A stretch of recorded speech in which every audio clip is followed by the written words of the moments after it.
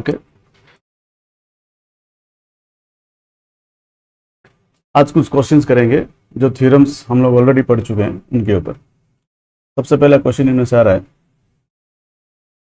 मान लो ये कोई सर्कल है and this circle is inscribed in a quadrilateral. Tangent length के ऊपर हम लोग एक थ्योरम पढ़े थे बेटा। तो थ्योरम था, अगर कोई सर्कल से हम एक्सटर्नल पॉइंट से टेंजेंट खींचेंगे देन जो ये टेंजेंट लेंथ होता है वो हमेशा इक्वल होता है। और क्या पढ़े थे, पॉइंट ऑफ कॉन्टैक्ट को सेंटर के साथ ज्वाइन करने के बाद हमारे पास जो क्वाड्रिलेटरल आने वाला है वो एक साइक्लिक क्वाड्रिलेटरल होगा और इन दोनों पॉइंट को ज्वाइन करने वाला लाइन इन एंगल्स का बाइसेक्टर बनेगा, बराबर। ये एक एनसीईआरटी क्वेश्चन है। एबीसीडी कोई क्वाड्रिलेटरल दे रखा है और ये क्वाड्रिलेटरल में खास बात क्या है, there is a circle that is inscribed inside the quadrilateral. अगर ऐसा होगा, अगर if a circle can be fit into inside the quadrilateral such that the sides become the tangent to the given circle, under that situation, इन points को कुछ mark कर लेता हूं मैंने, E F G H. Under that situation, the sum of the opposite sides are going to be equal. ये बोलने की कोशिश कर रहे हैं A B plus C D अगर करोगे that should be equal to A D plus B C. Okay, इसको प्रूव करने के लिए वही फंडा वही थ्योरम हम लोग यूज करने वाले हैं। हमें क्या करना है, हमेशा ऐसे क्वेश्चंस में एक एक्सटर्नल पॉइंट खींचना है और यहाँ से देखना है, एक्सटर्नल पॉइंट को ढूंढना है और यहाँ से देखना है कि कोई टेंजेंट खींचा हुआ है कि नहीं। वो लोग एक्सटर्नल पॉइंट यहाँ पे मिला, हमें नजर आ रहा है बेटा एक टेंजेंट यहाँ पे खींचा हुआ है और एक टेंजेंट यहाँ पे खींचा हुआ है। इन वेरिएबल्स को कुछ नाम दे सकते हैं। Let us suppose the length of F is equal to W. अगर एफ का लेंथ डब्ल्यू, सॉरी ए का लेंथ अगर डब्ल्यू हुआ तो ये एच का लेंथ भी क्या होगा, डब्ल्यू ही होगा। ये पॉइंट को हमने ई मार्क कर रखा है। तो ये वाला एक्सटर्नल पॉइंट से खींचा हुआ तो टेंजेंट लेंथ भी बराबर होगा। ये लेंथ अगर एक्स होगा तो ऑब्वियस बात है कि ये लेंथ भी एक्स ही होगा। ये भी एक एक्सटर्नल पॉइंट है जहां से आपने टेंजेंट खींचा है। अगर ये y होगा तो क्वाइट क्लियरली ये भी y होगा। ये लेंथ अगर z होगा तो ऑब्वियस बात है ये लेंथ भी z होगा। नाउ फॉर द क्वेश्चन, इसको मैंने LHS मार्क कर लिया और ये मेरा RHS है। अब देखो बेटा LHS और RHS को अगर मैं एक्सप्रेस करूं इन टर्म्स ऑफ WXYZ, अगर दोनों तरफ आंसर सेम आ जाए इसका मतलब ये क्वेश्चन एक्चुअली वैलिड क्वेश्चन है। चलो बताओ बेटा LHS में क्या लिखा है यहाँ पे, AB प्लस CD। क्या ए बी को लिखने का कोई तरीका है, ए ई प्लस बी अगर ऐड कर देंगे तो ए बी आएगा। मैं नहीं लिख रहा हूं, आप समझ जाओ। ए बी का मतलब है डब्ल्यू प्लस एक्स। स्टेप्स पूरा आप लिखोगे, डब्ल्यू प्लस एक्स का मतलब है A B. Then what is the value of this C D? C D is the combination of this length plus this length. C D is going to be equal to Y plus Z. अगर तरीके से दिखा दे तो क्या लिखा है, W plus X plus Y plus Z, वही लिखा था। इसको मैंने डिब्बे में बंद कर रखा है। Late it be equation number 1। Let us solve for the RHS. RHS में एडी दे रखा है और बीसी दे रखा है। आप बोल सकते हो क्या, AD is the combination of the lengths W plus Z. तो एडी की जगह मैं क्या लिख सकता हूँ, डब्ल्यू प्लस जेड लिख सकता हूँ। बीसी की जगह क्या लिख सकता हूँ, एक्स प्लस वाई। अगर इन चारों को मिला दूं, अगेन मेरे पास क्या रिजल्ट आ रहा है बेटा, W plus X plus Y plus Z. Let it be equation number 2। इन दो डिब्बे को कंपेयर करके हम क्या देख रहे हैं, LHS equal to RHS. Hence proved. Hence proved. Okay. Let us move for the next question. ये रिजल्ट को याद रखना अभी के लिए, क्योंकि अगला क्वेश्चन को है, अगला जो क्वेश्चन लिखेंगे इस रिजल्ट को डायरेक्ट यूज करेंगे। हालांकि ये क्वेश्चन आएगा तो इस रिजल्ट को दोबारा प्रूव करना पड़ेगा। अगर ये जो क्वाड्रिलेटरल है ना, ये गिवन क्वाड्रिलेटरल अगर एक पैरेललोग्राम हो जाए, क्या बोला बच्चों, अगर ये क्वाड्रिलेटरल पैरेललोग्राम हो जाएगा तो कंफर्म है पैरेललोग्राम होते होते ये क्या बन जाएगा, रम्बस बन जाएगा। वी नो दैट दुनिया का सारा रम्बस पैरेललोग्राम होता है, लेकिन हर एक पैरेललोग्राम रम्बस नहीं होता है। क्या सिचुएशन में एक पैरेललोग्राम रम्बस बनेगा, अगर एक पैरेललोग्राम का चारों साइड इक्वल हो जाएंगे तो रम्बस बन जाएगा। पैरेललोग्राम का ऑपोजिट साइड तो हमेशा इक्वल होते हैं, अगर इस पैरेललोग्राम का चारों साइड इक्वल हो जाएंगे तो क्या बन जाएगा, रम्बस। इसका मतलब है अगर कोई पैरेललोग्राम गिवन है, ये लेंथ और ये लेंथ तो बराबर होंगे ही होंगे, क्योंकि पैरेललोग्राम का ऑपोजिट साइड्स हमेशा इक्वल होते हैं, और ये ब्रेड्थ होगा तो ये भी ब्रेड्थ होगा, ये दोनों भी इक्वल होंगे। लेकिन अंडर ए गिवन सिचुएशन अगर L बराबर B आ जाए, अगर हम किसी तरह ये प्रूव कर ले कि ऑपोजिट के साथ साथ एडजेसेंट साइड्स भी इक्वल है, then this parallelogram is going to become a rhombus. ठीक है, अगला क्वेश्चन है ये। इन रिजल्ट्स को मैं याद रख रहा हूं, पहले मैं डायग्राम को मिटाया। मैं मान लिया कि ये पैरेललोग्राम गिवन है। अगर ये पैरेललोग्राम गिवन है तो ये बराबर लेंथ होगा, तो बेटा ये भी तो लेंथ होगा।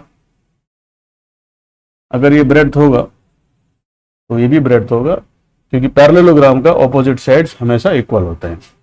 ओके, ये ऑलरेडी प्रूवन है कि क्वाड्रिलेटरल का ऑपोजिट साइड्स का सम इक्वल होंगे। इसी क्वेश्चन को एक्सटेंड करते हुए हम ये प्रूव करने की कोशिश कर रहे हैं, अगर ये गिवन क्वाड्रिलेटरल पैरेललोग्राम हो जाए तो ये पक्का क्या बनेगा, रोम्बस बनेगा। तो पैरेललोग्राम गिवन है तो डेफिनेटली ऑपोजिट साइड तो इक्वल गिवन है ना, बस हमें प्रूव करना है कि L बराबर B। क्या कर सकते हैं, बिल्कुल अभी हमने प्रूव किया कि AB plus C D equal to AD plus BC। AB को हमने L माना, CD को हमने L माना, AD को हमने ब्रेड्थ माना और BC को हमने B माना। बोलो बेटा, तो बोलो इक्वेशन में पुट कर दिया जाए। बोलो AB प्लस CD कितना आ जाएगा, 2 बार L आ जाएगा। B और B जोड़ के कितने बार B आएगा बेटा, 2 बार B है। तो दोनों तरफ से 2 को कैंसिल कर सकते हैं, तो बताओ L बराबर B हो गया। इसका मतलब लिख सकते हैं, since adjacent sides of a parallelogram are equal,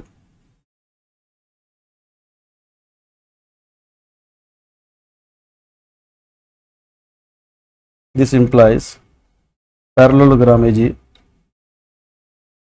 rhombus। ठीक है, this implies the given parallelogram is going to be a rhombus। मिटाएं इसको। ठीक,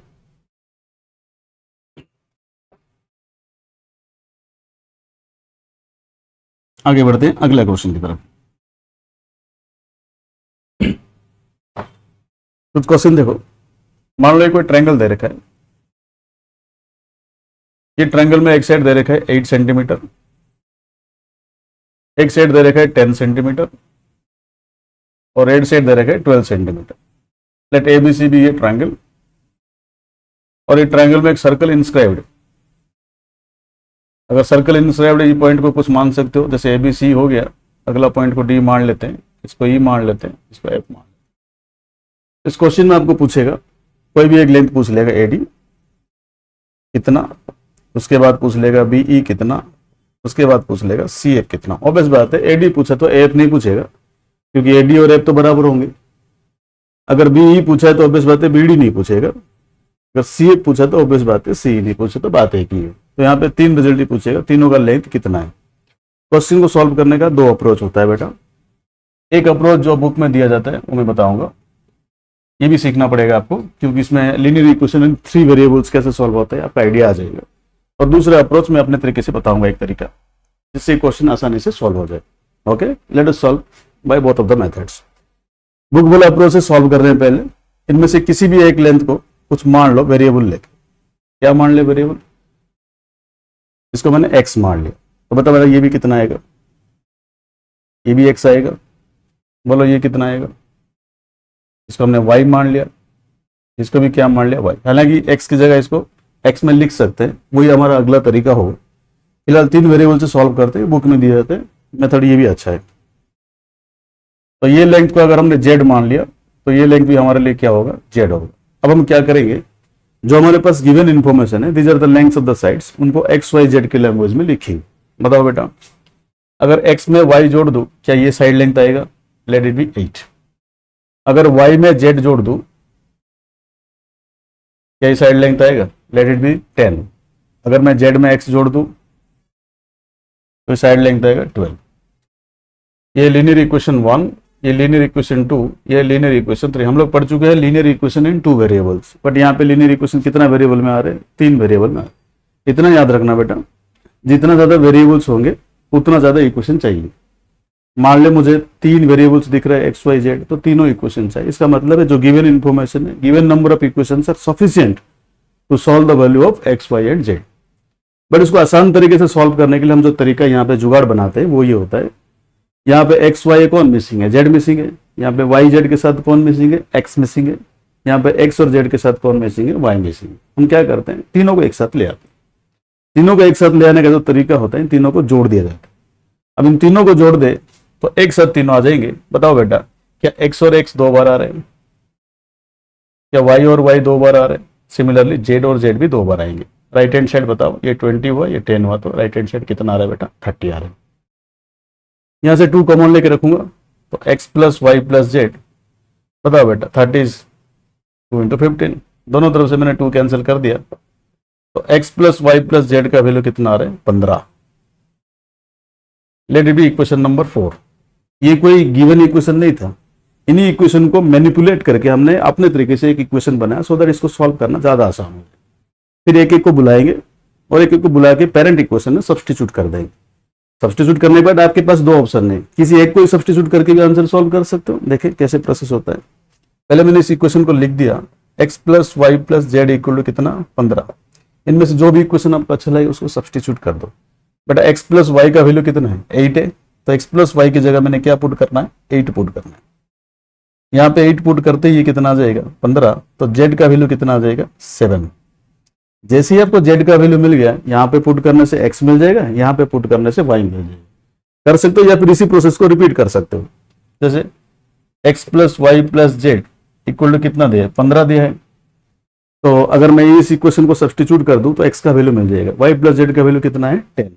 आप यहाँ से फिर से सब्स्टिट्यूट कर सकते हो, बट टाइम टेकिंग है, ऑलरेडी आपको z मिल चुका है, तो इसमें सब्स्टिट्यूट कर दोगे, इसमें सब्स्टिट्यूट करेंगे तो x मिलेगा, इसमें सब्स्टिट्यूट करेंगे तो y मिलेगा। ऐसे भी कर सकते हो, प्रैक्टिस होगा। y प्लस जेड का वैल्यू मैंने सब्स्टिट्यूट कर दिया, कितना दिया बेटा 15, तो x का वैल्यू कितना आएगा 5।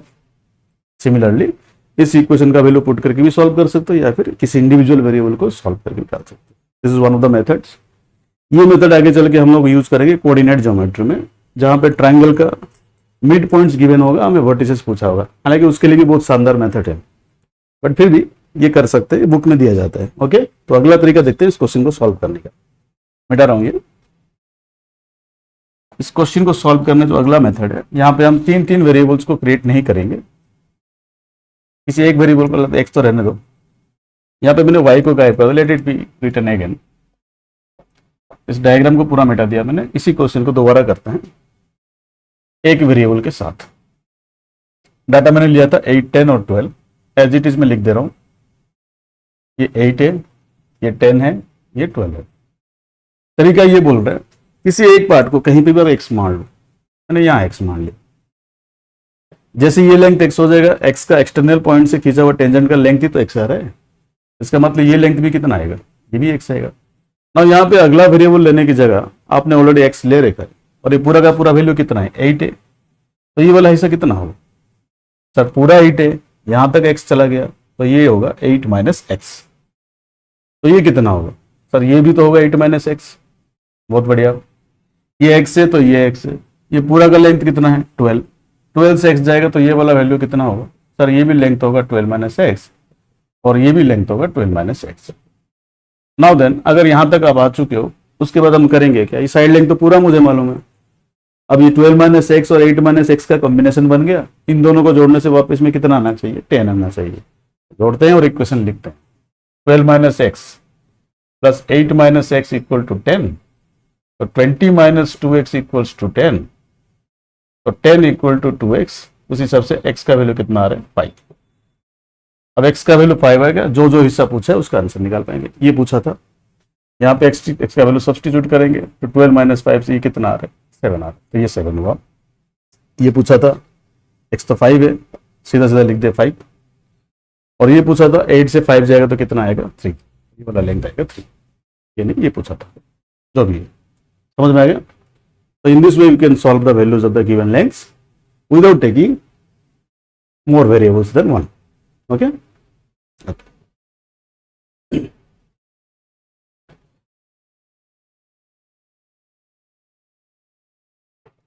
चलो क्वेश्चन को और आगे बढ़ाते हैं। मान लो कहीं पे एक गिवन सर्कल है, आपको कहीं पे एक एक्सटर्नल पॉइंट से खींचा हुआ एक टेंजेंट लेंथ दे देगा, और ये हो गया पॉइंट ऑफ कॉन्टैक्ट। याद रखना, यहाँ पे आपको एक सर्कल का सेंटर दे रखा है, 2 टेंजेंट खींच लेते हैं। खींचने के बाद इन दोनों पॉइंट्स ऑफ कॉन्टैक्ट को कनेक्ट किया है, और यहाँ पे एक एंगल मार्क करके रखा है। वो एंगल किसके बीच में बेटा, सेंटर को मैं जैसे ही इस पॉइंट ऑफ कॉन्टैक्ट से कनेक्ट करूंगा, ऑब्वियस बात है रेडियस होगा, इस रेडियस के साथ ये वाला कोड, ये कोड कहाँ से निकला पता है, जो 2 पॉइंट ऑफ कॉन्टैक्ट मिला, एक्सटर्नल पॉइंट से खींचने के बाद जो 2 पॉइंट ऑफ कॉन्टैक्ट मिला, उनको ज्वाइन करने के बाद एक कोड मिलेगा। ये भी कुछ क्वेश्चन में, बहुत सारे क्वेश्चन में इस कोड का भी रोल है, आगे देखेंगे। इसमें जो एंगल बनेगा x और इसमें जो एंगल बनेगा y, तो ये जो y होगा ये 2x के बराबर होगा, ये भी एनसीईआरटी क्वेश्चन होगा, ठीक है। तो ये जो y का लेंथ होगा ये x का डबल होगा, ये हमें प्रूव करना है।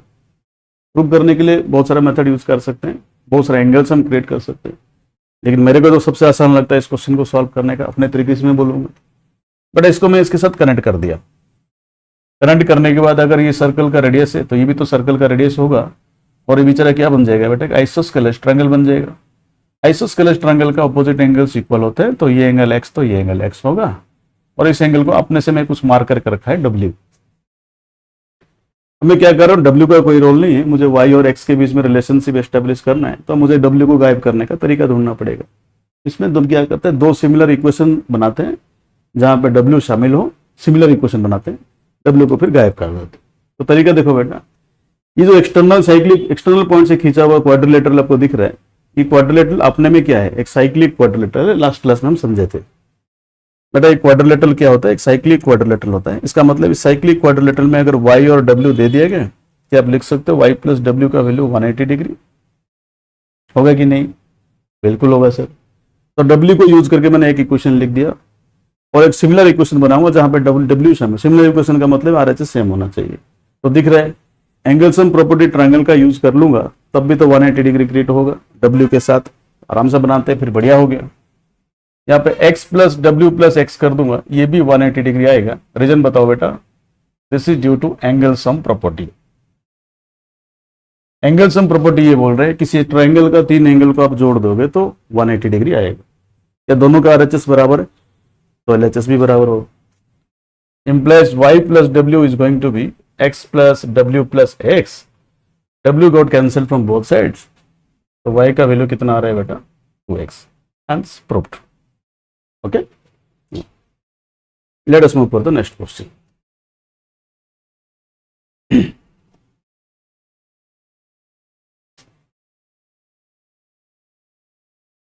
अगला क्वेश्चन करने से पहले एक छोटा सा क्वेश्चन को सॉल्व करने का हिंट को समझते हैं बेटा, कुछ नोट करते हैं यहाँ पे इंपॉर्टेंट ऑब्जर्वेशन। मान लो यहाँ पे कोई सर्कल दे रखा है ऐसे, ओके, यहाँ पे कोई सर्कल दे रखा है ऐसे। इस सर्कल से आपने क्या किया, एक्सटर्नल पॉइंट से देख रहे हो, एक टेंजेंट इस प्रकार खींच रहे हो, और ये दो टेंजेंट है, ये दो टेंजेंट एक्सटर्नल पॉइंट से अपने दो टेंजेंट खींचा, इन दोनों के बीच में कितना डिग्री बन गया, 90 डिग्री। याद रखना, दो टेंजेंट के बीच में 90 डिग्री भी बन सकता है। अगर बन गया तो क्या सिचुएशन होगा, मान लो ये कोई रेंडमली ड्रॉ किया एक टेंजेंट है, और ये कोई टेंजेंट कुछ इस प्रकार मैंने ड्रॉ कर लिया। खास बात क्या है, I am interested in this much part only. Centre से मैं इन दोनों, सॉरी यहां से कनेक्ट करना, सेंटर से खींचा हुआ पॉइंट ऑफ कॉन्टैक्ट की तरफ दो रेडियस, दो टेंजेंट लेंथ के साथ जो भी क्वाड्रिलेटरल एनक्लोज करेगा, उस क्वाड्रिलेटरल को हम लोग बोलेंगे स्क्वायर। क्या बन देंगे बेटा, लेट अस प्रूव इट। ये स्क्वायर कैसे होगा देख लो, क्या ये रेडियस है तो ये भी रेडियस है। बेटा एक रेक्टेंगल को स्क्वायर प्रूव करने का तरीका क्या होता है, रेक्टेंगल में ऑपोजिट साइड इक्वल होते हैं। Every square is a rectangle but under given condition that all the side should be equal. मतलब एक स्क्वायर रेक्टेंगल कब बनेगा, जब वो रेक्टेंगल, सॉरी एक रेक्टेंगल स्क्वायर कब बनेगा, रेक्टेंगल स्क्वायर बनने का मतलब है रेक्टेंगल को रोम्बस बना दो। बताओ बेटा, क्या ये रेडियस और ये रेडियस आपस में तो बराबर, एडजेसेंट साइड तो इक्वल है। अगर मैं इतना प्रूव कर लूं कि ये एक रेक्टेंगल है, ऑपोजिट के साथ साथ एडजेसेंट इक्वल हो जाएंगे, तो ये स्क्वायर बन जाएगा। तो रेक्टेंगल प्रूव करने का तरीका क्या होता है, radius is perpendicular to the tangent at the point of contact. This is 90 degree, this is 90 degree. देखो ये 90 डिग्री गिवन था, इसलिए ये रेक्टेंगल बन पा रहा है। तो चौथा एंगल के पास दूसरा कोई ऑप्शन नहीं है बेटा। ये 270 चला गया तो उसको 360 माइनस 270 यानी कि 90 डिग्री बनना ही पड़ेगा। तो ये जो क्वाड्रिलेटरल यहाँ पे एनक्लोज हो रहा है, this quadrilateral is going to be a rectangle, और इस रेक्टेंगल का ऑपोजिट साइड तो इक्वल है ही, ऑपोजिट तो इक्वल है, यहाँ पे मुझे एडजेसेंट साइड भी इक्वल दिख रहा है, एडजेसेंट साइड भी मुझे क्या दिख रहा है, इक्वल दिख रहा है। इसका मतलब ये रेक्टेंगल अब रेक्टेंगल नहीं रहा, ये तो स्क्वायर बन चुका है। Square is a rectangle but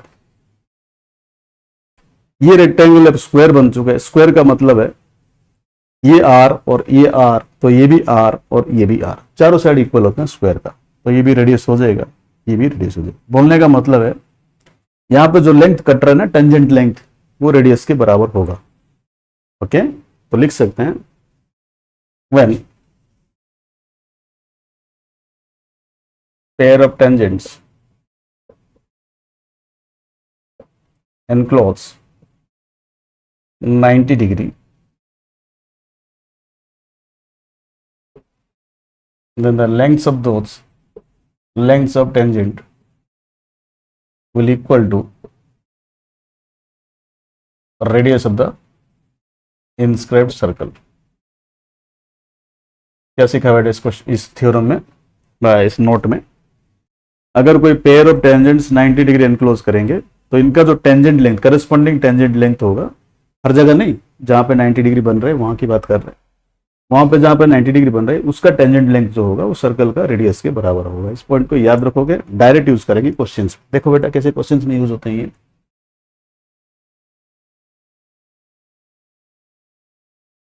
मान लो मैंने एक डायग्राम दे रखा, ये एनसीईआरटी क्वेश्चन है।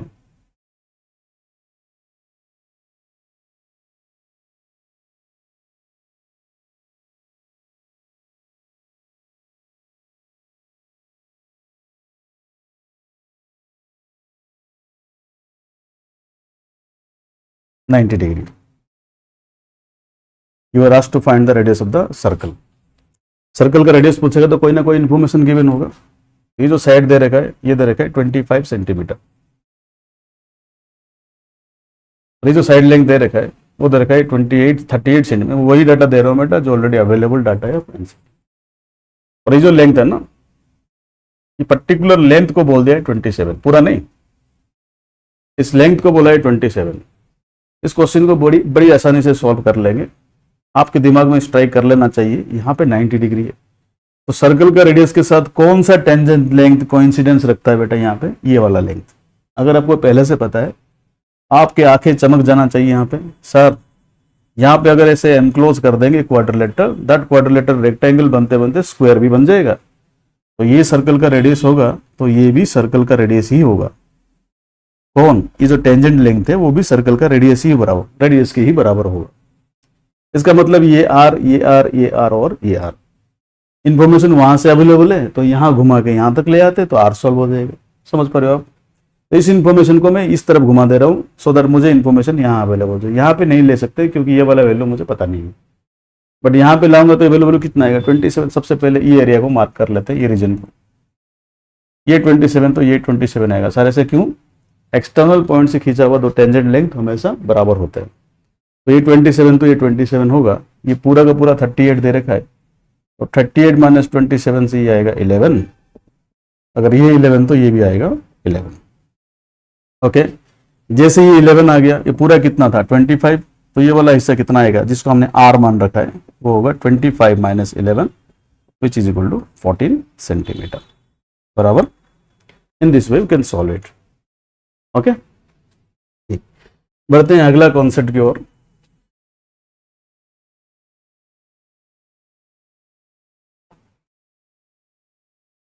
अगला कॉन्सेप्ट ये बोल रहे हैं,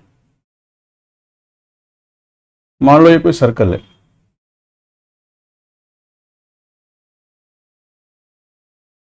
और ये circle is inscribed in A triangle.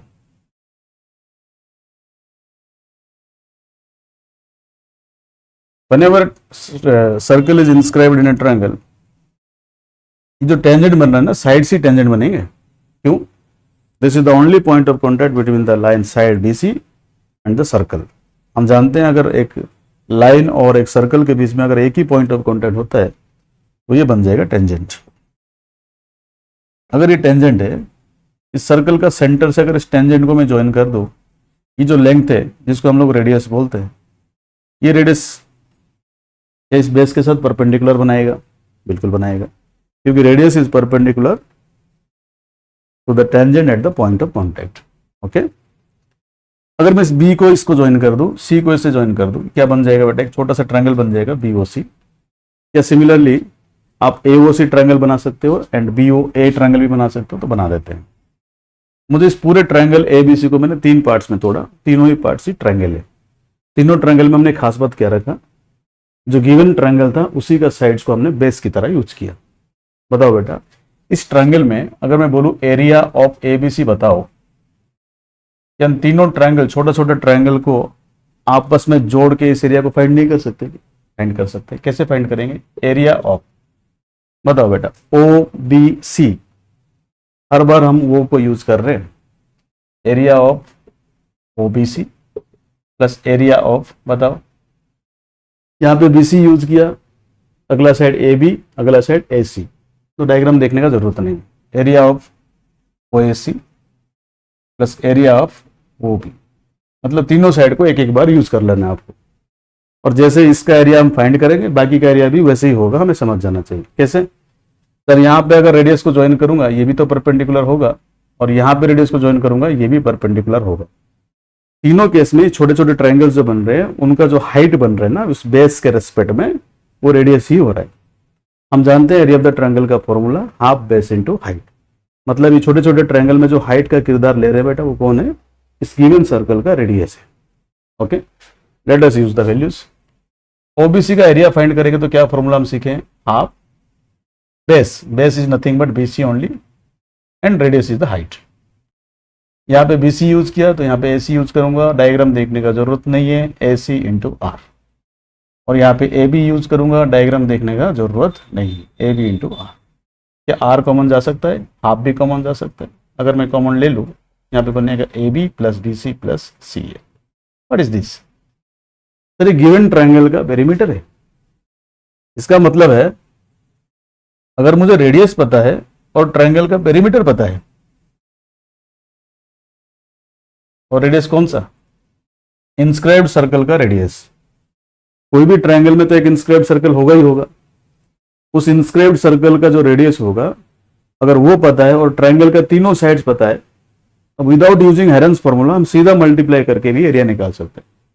अभी तीनों साइड्स अगर पता होता है तो हम कौन सा फॉर्मूला लगाते हैं? हेरन्स फॉर्मूला लगाते हैं। अगर कोई स्पेसिफिक ट्रायंगल होगा जैसे इक्विलेटरल ट्रायंगल, राइट ट्रायंगल, उनके लिए तो रेडीमेड फॉर्मूला अवेलेबल है।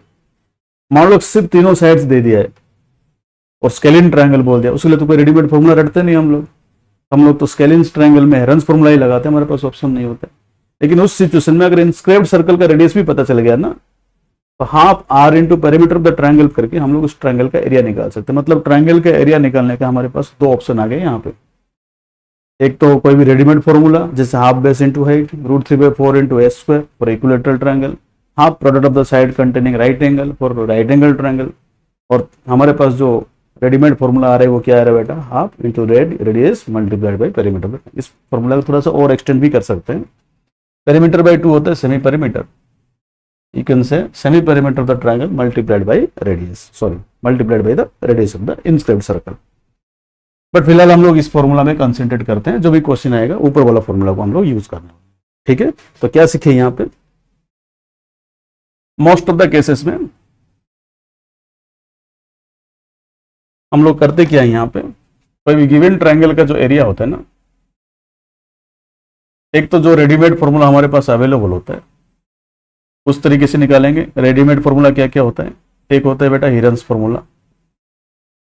एक इक्विलेटरल ट्रायंगल में क्या होता है? √3/4 इंटू एस स्क्वायर, या फिर हाफ राइट एंगल ट्रायंगल में product of the side containing 90 degree, product of sides, जो भी है फॉर्मूला है उन फॉर्मूला में एक ये तो है, और दूसरा फॉर्मूला हमारे पास क्या मिल रहा है? Half into R into perimeter of the triangle.